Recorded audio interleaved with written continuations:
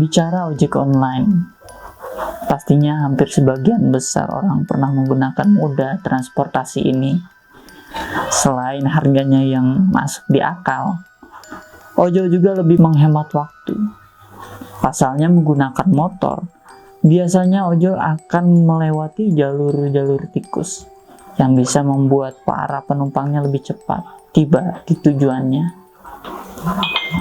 Namun, ternyata dari sebagian banyak pengguna, ada beberapa pengguna yang justru pernah mengalami kejadian horor saat sedang menggunakan ojek online alias ojol. Salah satunya adalah Dian, nama samaran yang kisah horornya dibagikan oleh sebuah thread Twitter unggahan @payung11 101101. Meski tidak bertemu dengan sosok aneh, tapi pengalaman menghabiskan waktu 4 jam untuk jarak yang biasa ditempuh selama 15 menit masih sulit dipahami nalar. Awal kisah Dian terjadi saat dirinya ingin pulang dari rumah kakeknya yang berlokasi di Bekasi. Saat itu waktu sudah agak sore dan keesokan harinya dia harus bekerja. Jadi dengan alasan itu dia memilih untuk pulang. Karena tidak ingin merepotkan sang ayah, ia kemudian memilih untuk menggunakan ojek online. Kebetulan juga sang ayah mengabari kalau harus lembur dan sepertinya akan pulang lebih malam. Maka dari itu, ia mencoba memesan ojek online sembari menunggu jemputan. Ia pun menunggu sembari mengobrol dengan kakek, tante, dan juga sepupunya. Tanpa disadari, ternyata ia memesan 2 kali dan dua-duanya sama-sama masuk. Cukup aneh, entah kesalahan aplikasi atau memang Dian yang tak sengaja memesan 2 kali. Karena ada 2 ojek yang muncul di halaman pesanannya, lantas Dian pun harus memilih. Selang beberapa lama, tibalah ojek dan Dian pun diantar oleh kakek dan tantenya sampai ke depan gerbang. Sekilas semua tampak baik-baik saja.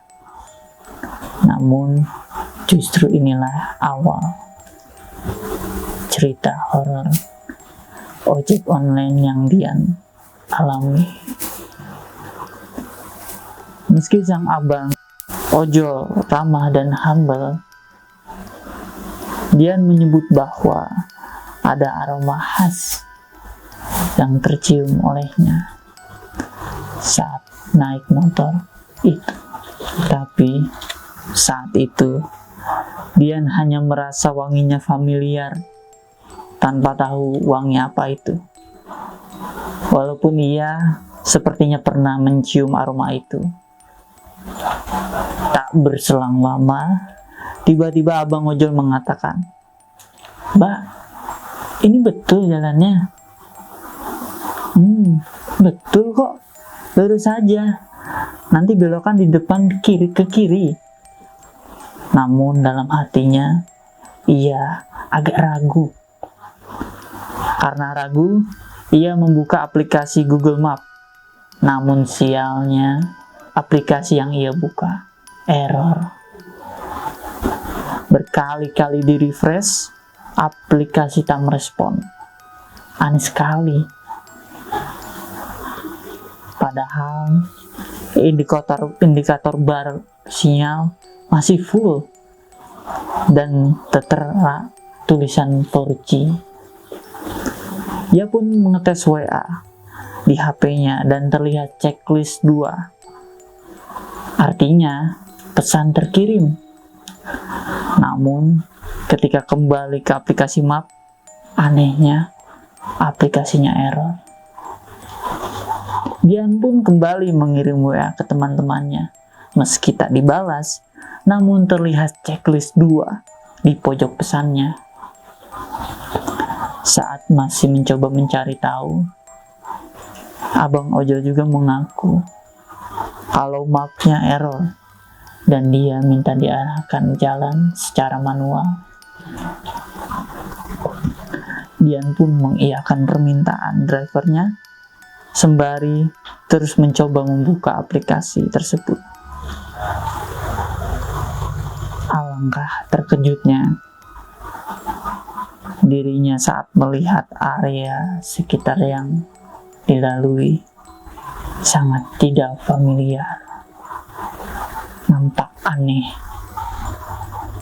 Bukan hanya aneh dan tidak familiar, jalan tersebut juga sangat-sangat sepi, seperti tak berpenghuni. Dan tiba-tiba Abang Ojol pun berkata bahwa map di HP-nya sudah kembali berfungsi. Namun bukannya lega, justru ia bertambah panik melihat jam di HP-nya sudah menunjukkan pukul 7 malam. Dan anehnya, mereka memasuki perkebunan yang sangat asing.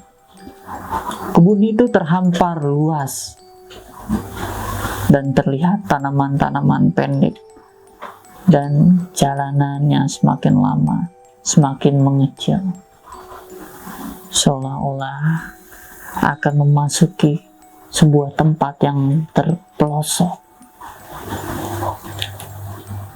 Ditambah anehnya lagi, driver mengatakan bahwa mereka sedikit lagi sampai di tempat tujuan.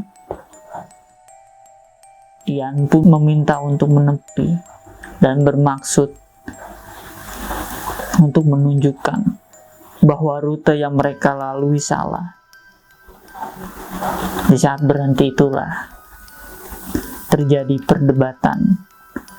Driver mengatakan bahwa ia hanya mengikuti map, sedangkan Dian mengatakan bahwa mereka tersesat di kebun orang. Tak ingin lanjut berdebat, apalagi suasana semakin mencekam.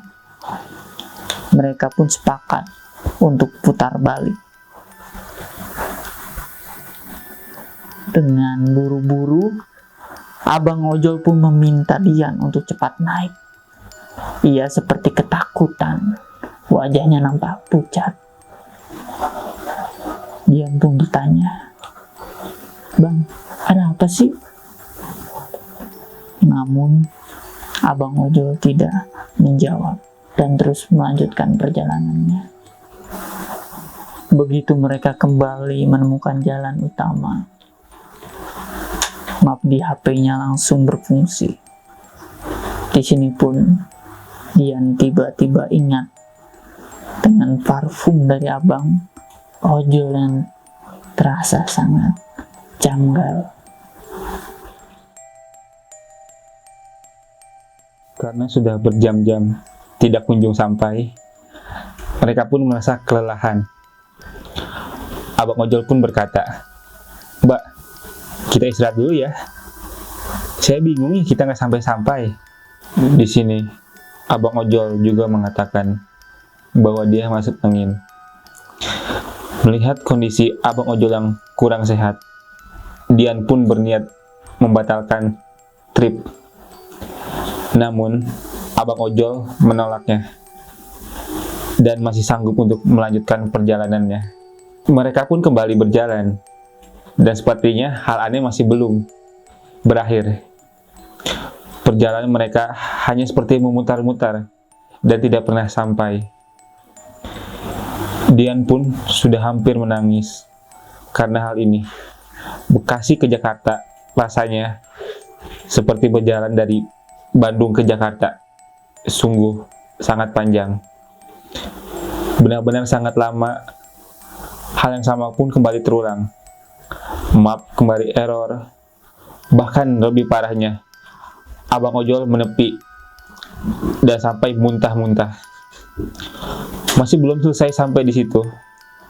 Dengan semua itu, Tiada angin dan gerimis. Tiba-tiba mereka diguyur hujan yang sangat deras. Mereka pun menepi untuk mengenakan jas hujan dan kembali untuk melanjutkan perjalanan. Begitu hujan reda, mereka seperti keluar dari daerah yang antah berantah. Suasana pun kembali ramai. Anehnya, hanya mereka yang menggunakan jas hujan, dan hanya mereka yang kelihatan basah. Sementara orang lain terlihat beraktivitas seperti biasanya.